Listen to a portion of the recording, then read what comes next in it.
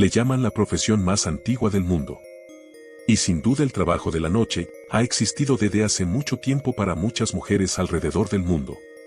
Y aunque siempre se lo ha tachado de cómodo y fácil, la realidad es que estas mujeres se enfrentan a muchos desafíos en esta profesión. Entre ellos, los encuentros inusuales, no solo del tipo paranormal sino con clientes extraños o situaciones peligrosas. Hoy les contaremos 3 historias de personas que se nos han acercado a nosotros con relatos relacionados con esta profesión. Por supuesto sus identidades están protegidas y les pedimos a ustedes que no juzguen un libro por su portada. Mejor prepárense para un momento de terror. Recuerden tener algo en las manos para acompañar estas historias. Apaguen la luz y quédense conmigo. Probablemente para muchas personas no haya justificación alguna para mis decisiones. Pero lo cierto es que cuando mis 2 padres fallecieron y me dejaron sin educación y con muchas deudas económicas, la salida que me pareció más sencilla, antes que casarme con alguien, fue la del trabajo nocturno en las calles. Ya saben, me refiero en atender clientes masculinos en sus necesidades. Por supuesto aquella experiencia que duró como 2 años no fue un paseo por las nubes. Hubo cosas muy feas a las que me tuve que enfrentar, especialmente relacionada con los vivos.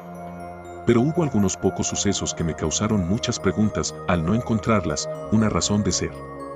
Por aquellos días había conseguido 2 amigas en el mismo ámbito, Soraya y Manila, que no son sus nombres reales, pero utilizaban para presentarse en ese trabajo, así como yo me hacía llamar. Francia.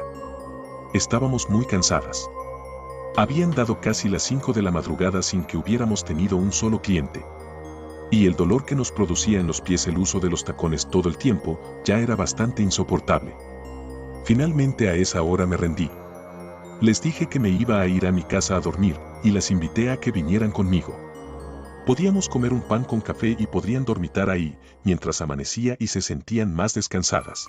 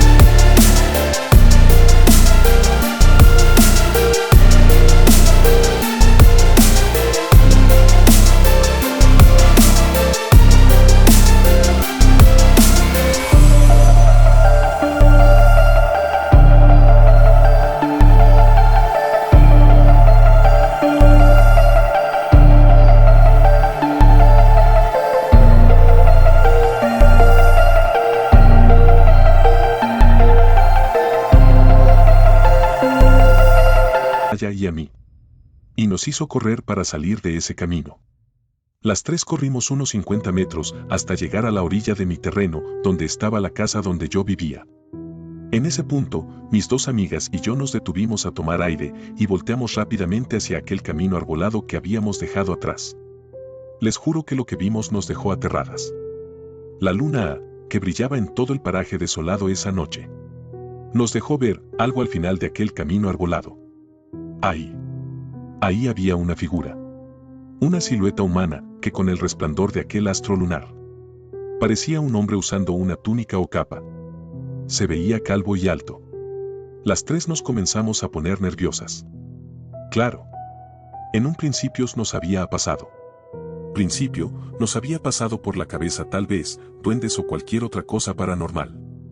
Pero ahora aquella figura humana, que parecía un hombre, nos parecía que tal vez era algún acosador que nos había seguido hasta mi casa y podía hacernos daño. Soraya, aterrada ante las posibilidades, le comenzó a gritar groserías y amenazas para que se fuera de ahí. Pero entonces, aquel hombre se movió. Pero no caminó ni corrió. No. De repente, aquello que traía encima, que parecía una túnica o una capa, se abrió un poco y después se extendió totalmente, dejándonos ver que eran una especie de alas con unas garras pequeñas en la articulación, justo como las de un murciélago. Aquella visión duró apenas un segundo, porque entonces aquel hombre dio un salto por la copa de los árboles e inmediatamente volvió a brincar como despegando, abriendo aquellas alas enormes para perderse en el cielo nocturno. Manila estaba temblando y nos tomó de las manos, a Soraya y a mí, y nos metió a la casa, donde encendió una veladora que yo tenía en un altar de la Virgen María. Después buscó en mis alacenas y sacó ajos para ponerlos en todas las ventanas. Vamos, ni siquiera sé si aquello se trataba de un vampiro. Y sé que el solo pensarlo suena imposible y ridículo, pero lo cierto es que eso sería la forma más cercana como podríamos describir a aquel ser. Ninguna de las tres pudimos dormir esa noche y nos quedamos despiertas bebiendo café, esperando que aquello no regresara, y no lo hizo. Ni mis amigas ni yo nos presentamos a trabajar las noches siguientes. Y de hecho ellas accedieron a pasar las noches conmigo. Después de todo, mi casa estaba sola. Y me sentía sumamente insegura. Pero aquello no volvió. Aquel ser alado nunca volvió a presentársenos. Lo que es cierto es que en el pueblo sí llegamos a escuchar las historias de algunos vecinos que habían llegado a ver un hombre que surcaba los cielos con unas alas de envergadura enorme, atravesando las noches de luna llena. Esa es solo una de las cosas extrañas que me pasaron. Y probablemente la más impresionante. Algunas otras cosas me gustaría compartírselas más adelante. Ahora vivo en una ciudad mucho mejor y ya casi como 5 años que dejé ese oficio.